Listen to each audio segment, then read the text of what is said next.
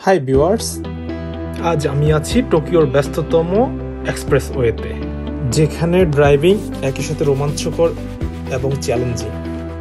এখানে ড্রাইভ করতে গেলে আপনাকে তীক্ষ্ণ দৃষ্টি আর দ্রুত সিদ্ধান্ত নেওয়ার দক্ষতা লাগবে, কারণ দেখা গেছে রাস্তাগুলো এতটাই বেশি যে লাইক ডানে যাচ্ছে, বামে যাচ্ছে, বা আপনার এক্সিট ওয়েটা বের করাটা খুবই কষ্টকর।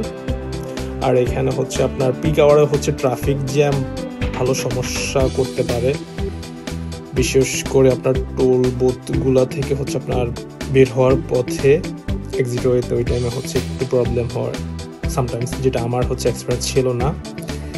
মেবি বিশ্বের সবচেয়ে অন্যতম ইঞ্জিনিয়ারিংয়ের নিদর্শন যে টোকিওর আপনার এক্সপ্রেস ওয়েটা। এই যে আমার ডান পাশে টোকিওর আপনার বড় বড় অট্টালিকাগুলো দেখা যাচ্ছিল। দর্শক, আমরা এখন টানেলে প্রবেশ করলাম। এই টানেলগুলো জাপানের ইঞ্জিনিয়ারিংয়ের জাদু, যেখানে ভূমিকম্প প্রতিরোধ থেকে শুরু করে উন্নত ভেন্টিলেশন সবই আছে।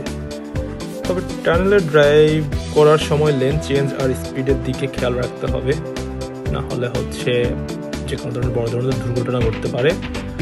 আর সেফটি ফার্স্ট। এই যে আমাকে কিছুক্ষণ আগে একজন ওভারটেক করে গেল, আর আমার যেহেতু এটা আননোন রোড, দ্যাটস ওয়াই আমি খুব সেফটির সাথে ড্রাইভ করার চেষ্টা করতেছি।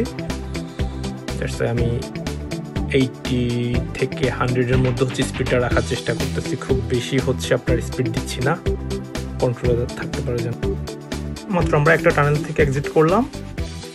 সকালের পিক আওয়ারে এই টানেলগুলো এক্সিট করার টাইমে দেখা গেছে ভালো জ্যাম থাকে, আই থিঙ্ক সো, ভালো ট্রাফিক থাকে। এই যে আমরা এখন আরেকটা টানেলও প্রবেশ করতেছি।